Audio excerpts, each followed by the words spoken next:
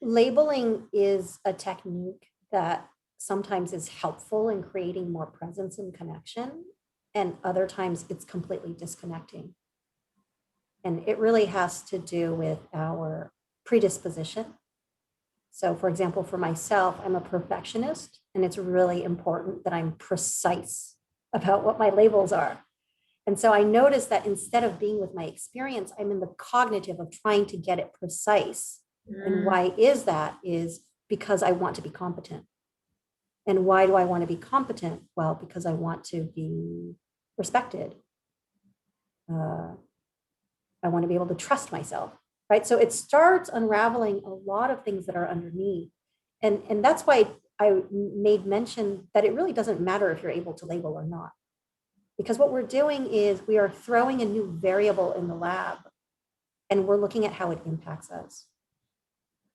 And depending on what our conditioning is, like if I tend to be very distracted, labeling could be helpful. It depends on the day that I had, in which it gives my mind something to do, because otherwise it's just spinning out.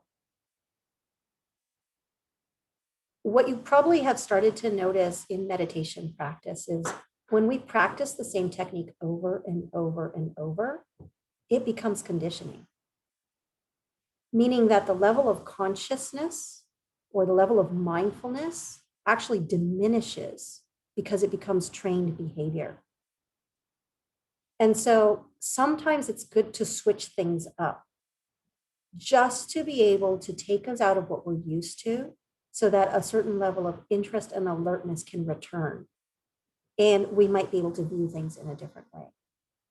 And so it's one of the reasons I like to, from time to time, experiment with techniques and give you the full range of possible things you can do in your meditation so that you can choose what's most appropriate in the moment. The one caveat for this is it's important to have an intention when we're going into meditation and to stick with it. So if my intention is labeling, then I stay with it throughout versus, oh, labeling's not working. So now I'm going to do this instead. I'm going to feel my hands instead. Oh, that's not working. Okay, well, I'm going to pay attention to sounds, right? So that is that we're just kind of feeding that restlessness that's going on by offering it more and more and more. And then there's the feeding frustration of like, it's not landing, it's not landing, it's not landing. And it becomes a coping, strategizing mechanism to get us out of a circumstance that we don't like, to pull us away from an experience that we deem as unpleasant. So again, ultimately, that doesn't matter either, because if we have enough attention capacity in that moment, we can start noticing our tendencies of how we relate with things that we feel are unpleasant.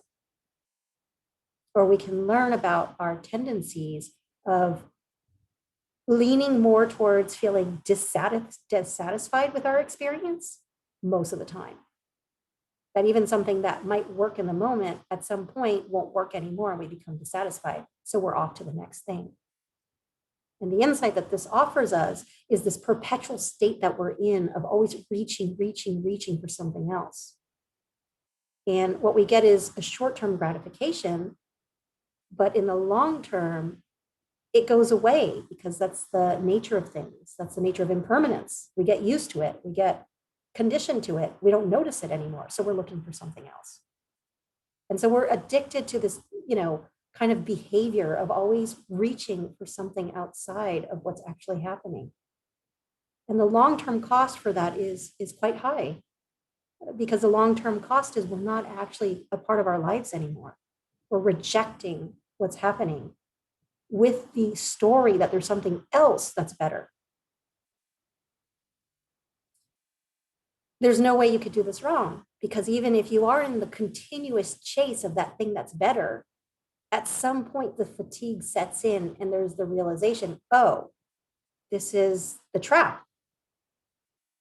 The trap is this belief that there's something else that I should be experiencing. And yet I never arrive to that state of satisfaction for long periods of time. And so what happens if I let go of the chase and I'm actually able to be with the unpleasant? Well, guess what? Because of the laws of impermanence, that goes away too. And then it's no longer unpleasant.